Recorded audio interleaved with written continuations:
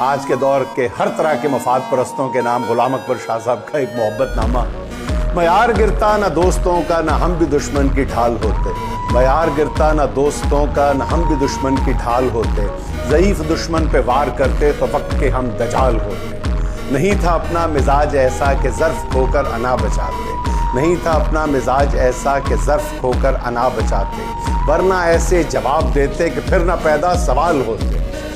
हमारी फितरत को जानता है तभी तो दुश्मन ये कह रहा है। हमारी फितरत को जानता है तभी तो दुश्मन ये कह रहा है दुश्मनी में भी ज़र्फ़ ऐसा जो दोस्त होते कमाल होते। उसे मुबारक मकाम ऊंचा, सही हकीकत हमें पता है। बनाते रिश्तों की हम भी सीढ़ी तो आसमां की मिसाल होते।